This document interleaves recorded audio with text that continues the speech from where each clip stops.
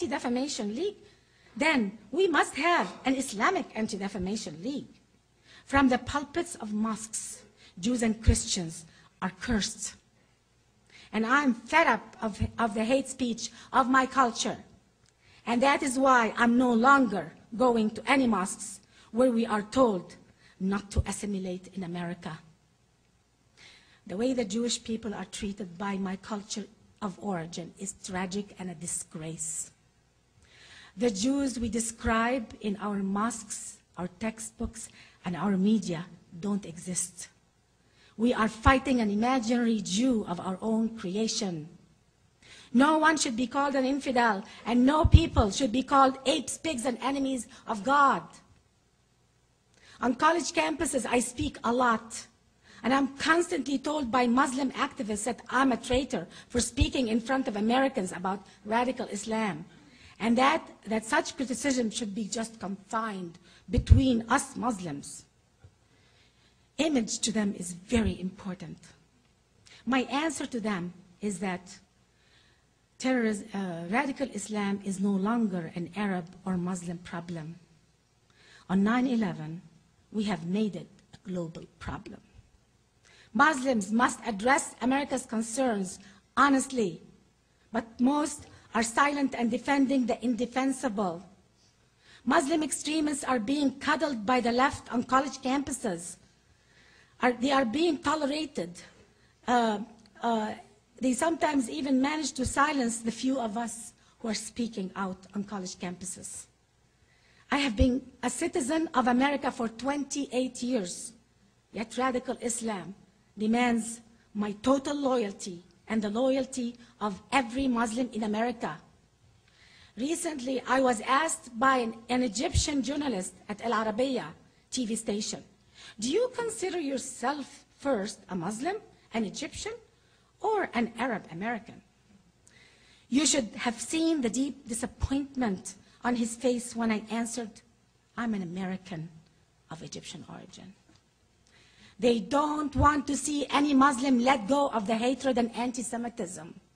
That's why they consider us traitors. They cannot accept the face that we moved to America to escape the culture of jihad, brutal dictatorships and police states that I lived in for 30 years. We Americans of Arab and Muslim origin are expected to remain hostages to radical Islam, or else they give us a fatwa on our head.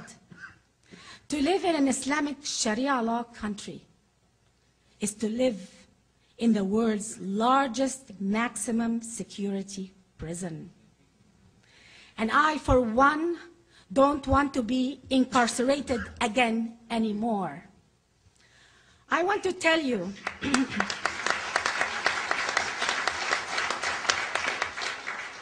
I want to tell my liberal and democratic friends in the West that terrorists are not freedom fighters.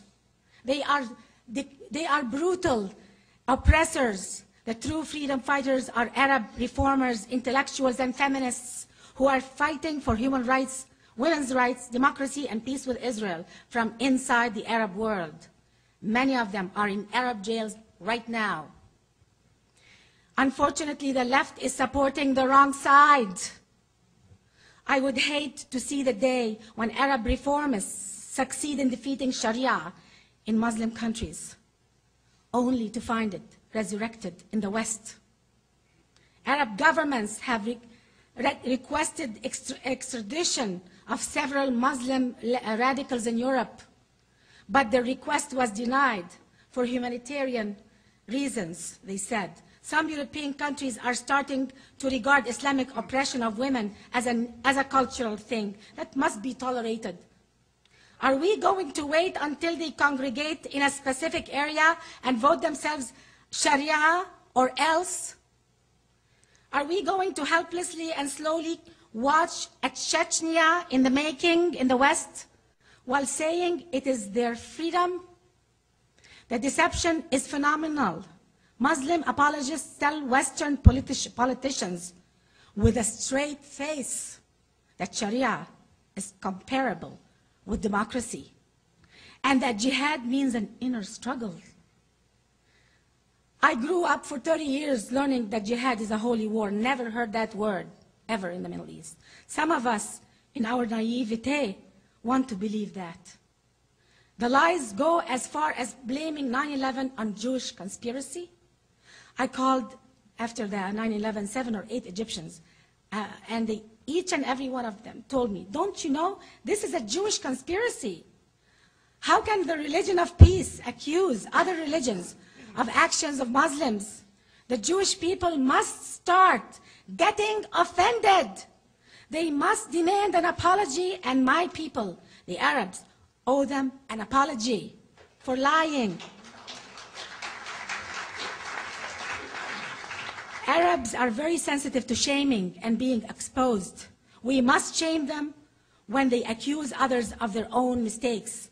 The next moves of radical Islam simply depend on how many open doors and loopholes we will permit to those who want to conquer us. Thank you very much.